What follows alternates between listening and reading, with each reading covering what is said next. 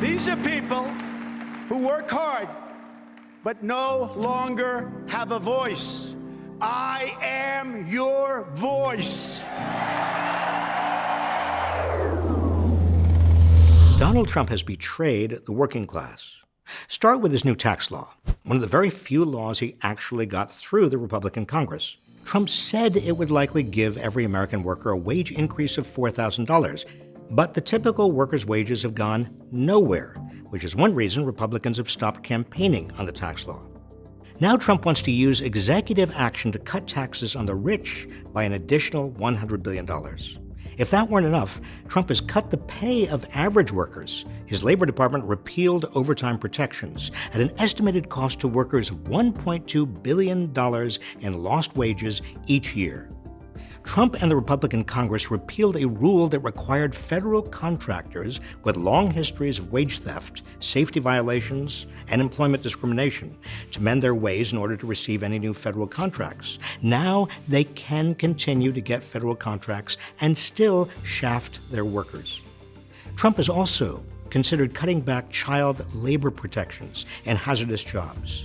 His other regulatory rollbacks would expose working families to pollutants in drinking water and reverse decades of work to finally ban asbestos. Trump's pick for the Supreme Court, Brett Kavanaugh, has even argued that the government has no authority to protect the health and safety of workers in sports and entertainment, even though the government has long regulated safety in the entertainment industry. Oh, and remember Trump's promise to replace the Affordable Care Act with something better? Remember, repeal and replace, repeal and replace. Well, you can forget that one too.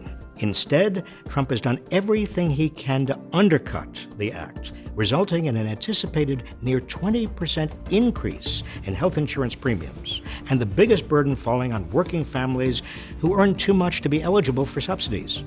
As a result of Trump's undermining of the Affordable Care Act, the number of Americans without health insurance rose by more than 3 million in 2017, after years of declines following the implementation of the act. Trump's most recent budget proposal skewers working people with a proposed $763 billion cut in Medicaid and other health programs, $494 billion of cuts in Medicare, and major cuts in education and nutrition over the next 10 years. Trump has betrayed the working class, but he still claims he's on their side. Well, hopefully now they know the truth.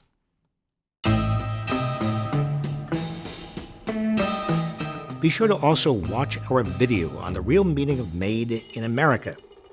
And as always, be sure to subscribe.